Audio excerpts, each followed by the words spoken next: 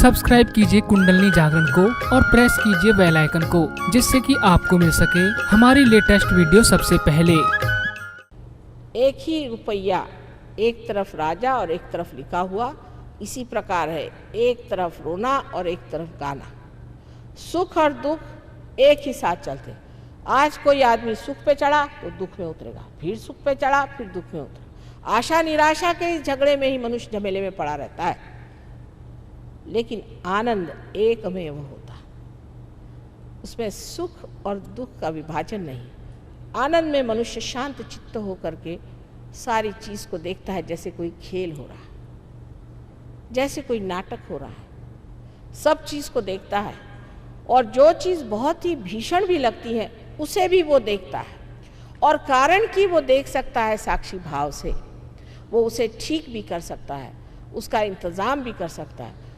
और कारण कि वो एक महान आत्मा है, परमात्मा के सारे गण देवदूत आकर के उस चीज़ को इस तरह से समेट लेते हैं कि लोग पूछते हैं, अरे बाबा ये कौन था हमारे बीच में जिसने हमें बचाया। एक हमारी सहयोगिनी थी, वो एक बार राहुरी से आ रही थी और उनकी बस उल्टी तो कहते हैं 3 बार गोल घूम के ज़मीन पे फिर से चारों पैर पे आ गई।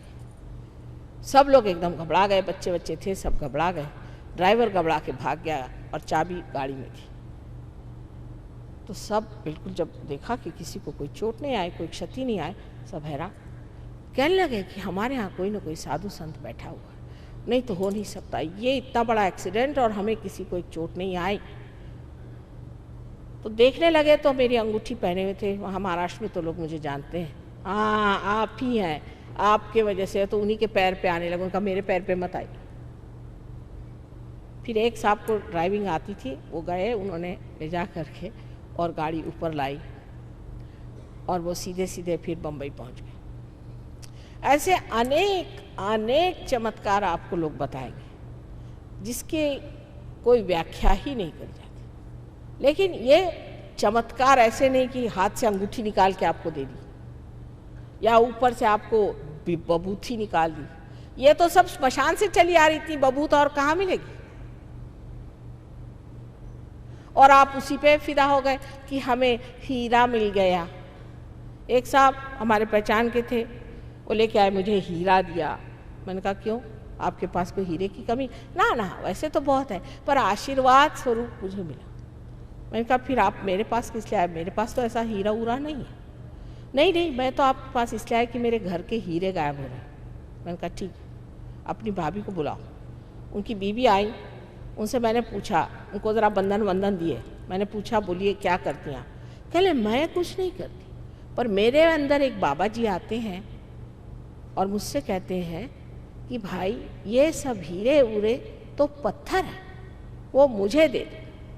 मैंने कहा वाह, आप तो घर गृहस्थी की औरत हैं, आप जिस घर में रहती हैं, जिस गृहिणी के आप हैं, जिस तरीके से घराने में रहना है, उसमें आपको 2-4 हीरा उरा तो पहनना ही पड़ेगा। आप बड़े घर की लक्ष्मी हैं, आप तो नंगे हाथ तो घूम नहीं सकती। और आप इतनी बड़ी डॉक्टर हैं, आप ये नहीं समझ पाती हैं कि अगर ये आपके लिए पत्थर है तो इस सन्यासी बाबा के लिए तो ये बिल्कुल ही बेकार चीज़ होनी चाहिए। वो आपसे क्यों ले रहा है? तब उनके दिमाग में ठनका, हाँ ये तो बात है। मैंने कहा अब तो गए सो गए, अब मेहरबानी करके उधर जाने की ज़रूरत नहीं। लेकिन उसके बाद भी पतिदेव को हार्ट अटैक आया, उनको ये बीमारी हुई, वो बीमारी हुई। लेकिन लोगों का पागलपन है कि हीरा लेने, आज तक किसी भी साधु संतों ने, अवतरणों ने हीरा दिया सो सुनती नहीं हूँ मैं। ये पता नहीं कहाँ से प्रचलन हो गया। शिरडी के साईनाथ ने एक बार पानी से दीप जलाए थे। ये बात सही है, ये हो सकता है। अभी मैं इटली गई थी, वहाँ पर वहाँ के जो मुख्य थे संचालक वहाँ के टेलीविज़न के, उन्होंने मुझसे कहा कि माँ आप पहले मुझे पार कराइए, फिर मैं आपका प्रोग्राम कराऊँगा। मैंने कहा अच्छा, एक क्षण में पार हो। मैंने उनसे कहा कि देखिए मैं चाहती हूँ कि आप पार होने से पहले कृपया एक काम करिए कि थोड़ा सा मैं आपको पानी देती हूँ, वो आप पी लीजिए। तो उन्होंने कहा अच्छा पानी मंगाया, मैंने उसमें ऐसे उंगली की और कहा आप पी लीजिए इसे। नहीं पानी तो नहीं है। मैंने कहा क्या है? ये तो वाइन है। मैंने कहा वाइन नहीं, ग्रेप जूस है, आप पीजिए। कहने रहा ऐसे कैसे हो सकता है, पानी का ग्रेप जूस कैसे हो सकता है? मैंने कहा क्यों नहीं हो सकता, ये चमत्कार हो सकता है, पर किसी को हीरा दे के बेवकूफ बनाना ये चमत्कार नहीं। तो आनंद जो अपने हृदय में है वो पाने के लिए आत्मा को जागरूक करना चाहिए। आत्मा क्षेत्रज्ञ है, वो सारे क्षेत्र को जानते हैं और वहाँ से वो देखते रहते हैं। लेकिन जब कुंडलिनी की आभा वहाँ पहुँचती है तो सारा ही क्षेत्र आलोकित हो जाता है, मनुष्य का जीवन ही बदल जाता है, उसकी सारी जो प्रायोरिटीज़ है वो बदल जाती है और वो एक नए तरह के जीवन में उतरता है, उसका परिवर्तन हो जाता है। इस परिवर्तन का होना नितांत आवश्यक है। आज हम देख रहे हैं कि दुनिया में कोई भी चीज़ पकड़ी नहीं जाती, समझ ही नहीं आता कि ज़मीन है कहाँ, हम कहाँ खड़े हैं। ये ज़मीन आपकी आत्मा है जिसे आपको खोजना है और पाना है, और पाने के बाद उसमें स्थित होना है। अब बहुत से लोग सहयोग में आते हैं जबकि मैं भाषण देने आती हूँ, न जाने क्यों मुझे सुनने हज़ारों लोग चले आते हैं, पर उसके बाद चिपकते बहुत कम है, गोंद लगाकर भी नहीं चिपकती और अपनी वृद्धि नहीं कर लेते, न जाने क्या बात है। तो किसी से पूछा भाई क्या बात है, मैं तो गया था आपके प्रोग्राम में, मेरी जागृति हो गई, पर अब तो मुझे कैंसर हो गया। तो मैंने कहा अब क्या फ़ायदा, तुम चिपके क्यों नहीं, तुम रहे क्यों नहीं? नहीं, उसमें के एक जो सहयोगी साहब थे वो ज़रा से बहुत हमसे अकड़ के बात की, तुमसे उससे क्या मतलब है भाई, तुम बैठो ध्यान करो। अगर कोई बात हो किसी ने अकड़ के, वहाँ कोई तुमसे इलेक्शन तो लड़ नहीं रहा कि भैया आइए बैठिए आपके गले में मैं हार पहनाता हूँ। आप अपनी गरज से वहाँ गए हैं, उनकी गरज से तो गए नहीं। आपको अपनी समझ होनी चाहिए कि भाई मैं आया हूँ यहाँ कुछ लेने के लिए, तो आप पहले आके मेरे लिए कुर्सी नहीं, उनके लिए कुर्सी, यहाँ बैठने को नहीं मिला, वहाँ नहीं बैठने को मिला, तुम क्यों कुर्सी में बैठे हो, वहीं सिर फुटअव्वल सुरा। ये कोई परमात्मा के दरबार में आने की बात नहीं। इसीलिए नानक साहब ने कहा था कि सेवा कराओ पहले से, और सारे गुरु लोग ऐसे ही करते रहे। एक गुरु हैं वो गगनगढ़ पे रहते हैं, तो उनसे हम मिलने गए थे। उन्होंने सबसे बताया कि माँ आ गई, अब मेरे पास आने की ज़रूरत नहीं, तो हम मिलने गए थे। तो कहने लगे कि कोई अगर ऐसा वैसा मिले तो उसे मेरे पास भेजिए, उसको मैं ठीक कर दूँगा। मैंने कहा अच्छा भाई भेज देंगे, मुझको क्या मालूम ये गुरु लोग क्या होते हैं। एक महाशय ने ज़रा मुझे परेशान किया, मैंने कहा तुमको गुरु ने, उन्होंने बुलाया, जाओ तुम गुरु गगनगढ़। हा गुरु महाराज ने बुलाया तो भागे गए वहाँ पर। 1 महीने बाद देखती हूँ कि बैठी हुई हूँ मैं ऐसे, और सामने से 2 आदमी उनको उठा के ला रहे हैं, और ये जो तंगड़ियाँ हैं ये गले में फंसी ऐसे लटकाते मेरे आँख में आंसू आ गया। मैंने कहा हुआ क्या बेचारे, ये क्या कर दिया? आए, उनको ला के बिठाए, वहाँ से कुर्सी रखी। मैंने कहा हुआ क्या? कहने लगे कि माँ मैं वहाँ गया और गुरु महाराज ने मेरी तो हालत ख़राब कर दी। मैंने कहा क्यों? मैंने एक ही बात कही, मैंने इतना ही गुरुजी से कहा आपके खिलाफ में कि माँ जिसको देखो उसको ही रियलाइजेशन देती है, ये गलत काम है, बस इतना ही कहा। मैंने कोई आपकी ज़्यादा बुराई नहीं करी, बस इतना ही कहा कि माँ सोचती नहीं है, सबको रियलाइजेशन देती। तो रात में उनके वो शेर पे चलते हैं, उनके शेर आए, उन्होंने मुझे नीचे ढकेल दिया। मैं 18 फुट जाके नीचे गिर गया। वहाँ गिरा, मेरी सारी टांगें टूट गई। 3 दिन मुझे वहीं सड़ाया, और ऊपर से थोड़ी सी रोटियाँ ऐसे बांध करके किसी इससे छोड़ देते थे, कहा मर वहीं, तू मर वहीं, तू वहीं मर। पहले मैं तो तंग आ गया, मैं कब उठाते मेरे को पता नहीं। फिर 2-4 आदमियों को भेजकर मुझे उठाया और नहला धुला के कहा अब अपनी माँ के पास जा, लेकिन ये दोनों तंगड़ियाँ अपने गर्दन में डाल के लटकाते हुए वहाँ जाना, वही तेरे को ठीक करेगी, मैं नहीं करने वाला। दूसरे एक महाशय जी को भेजा, तो वो आए 15 दिन में एकदम से लकड़ी होके। मैंने कहा हुआ क्या भाई? कहले माँ मेरे बस के गुरु नहीं। मैंने कहा क्या हुआ?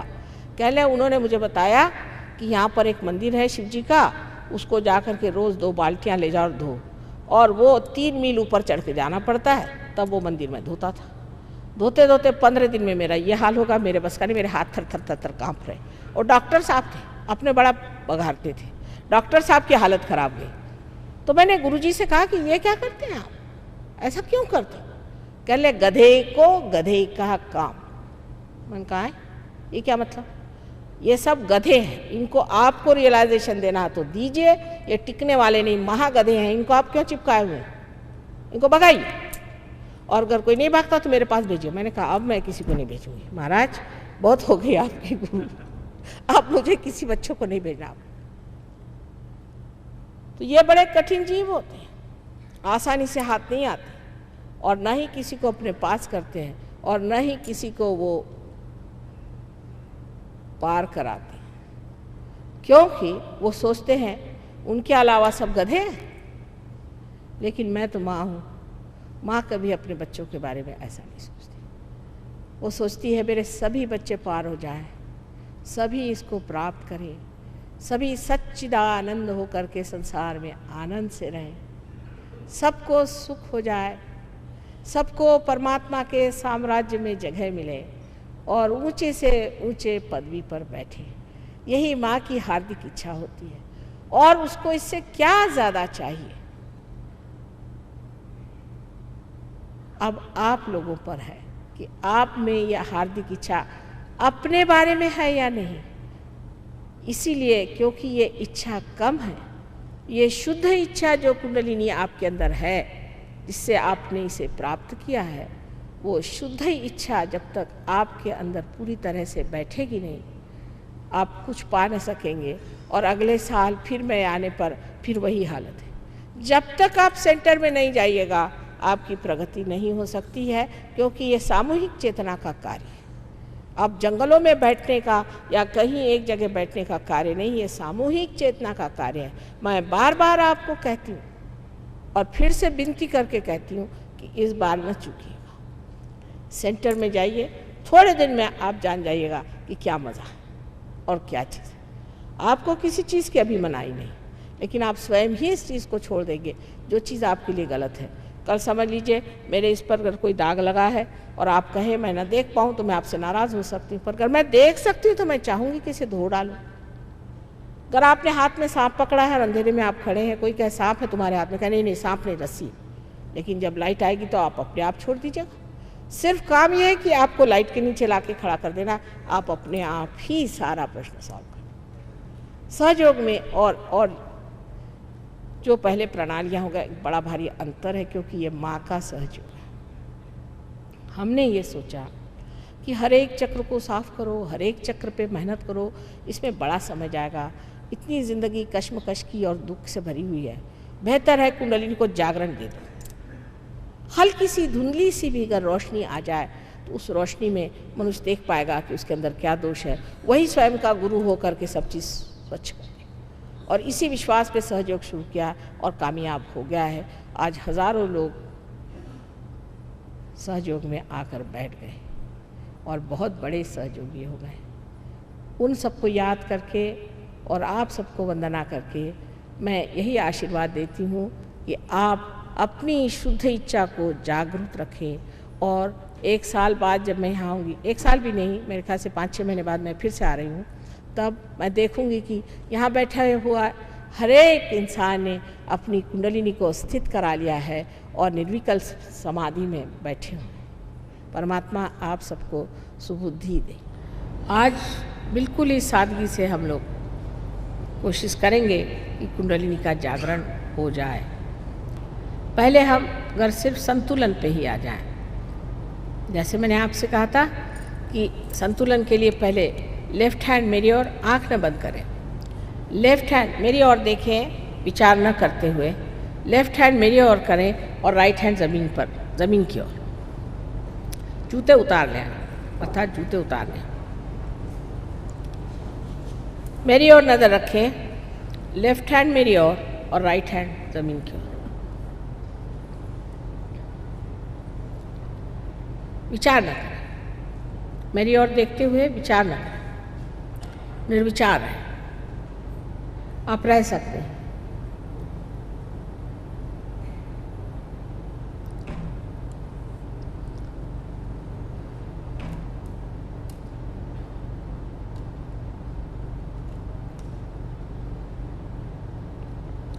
दोनों पाँव अलग अलग रखे ज़मीन पर, पूरी तरह से तलवे उसके ज़मीन पर होने चाहिए। और सीधे बैठ करके लेफ्ट हैंड मेरी और राइट हैंड इस तरह से, आँख न बंद करें, निर्विचार में रहें।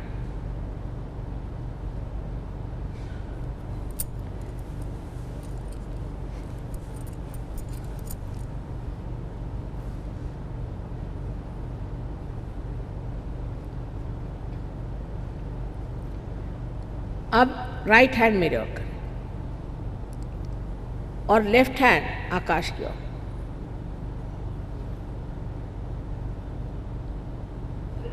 बहुत ऊंचा नहीं, इतना बस, ज़्यादा नहीं, इससे तकलीफ न हो, ऐसे आराम से।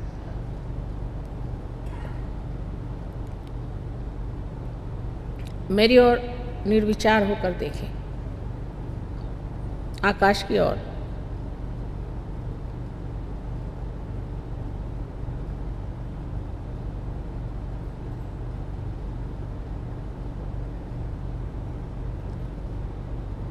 अब फिर से लेफ्ट हैंड मेरी ओर करें और राइट हैंड ज़मीन की ओर, इस वंग भूमि की ओर, इस भारत माता की ओर, इस पृथ्वी माता की ओर, और निर्विचार रहें।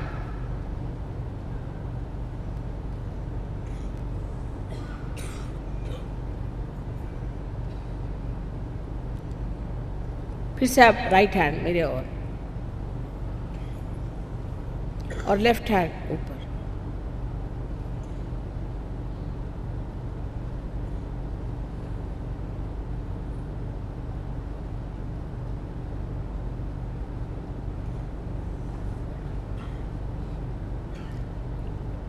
अब आंख बंद करके और लेफ्ट हैंड मेरी ओर और राइट हैंड सर पे रखें।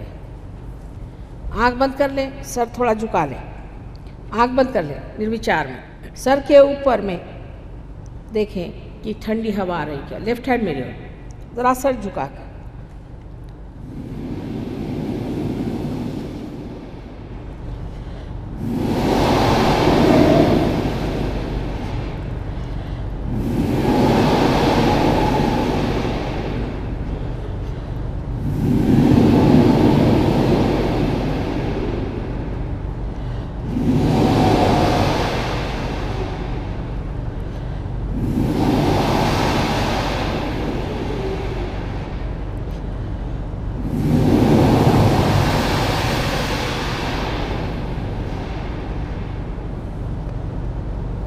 अब आप अपना राइट हैंड मेरे ओर करें और लेफ्ट हैंड सर पे रख के, सर झुका के नम्रतापूर्वक देखें, तालु के मध्य में यहाँ पर ब्रह्मरंध्र से ठंडी हवा आ रही है।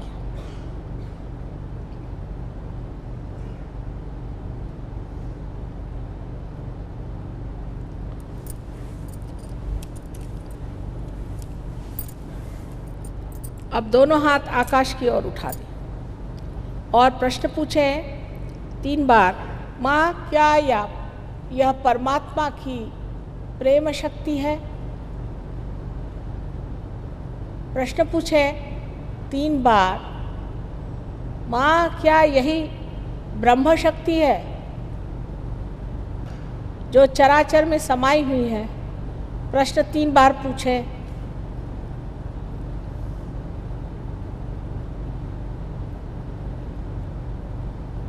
अब हाथ नीचे कर लीजिए।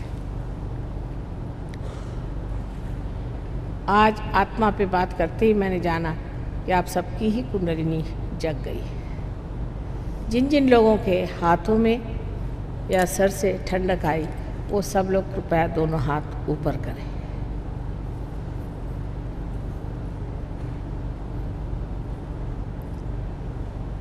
अधिकतर लोगों को कितने जल्दी से कुंडलिनी का साक्षात हुआ।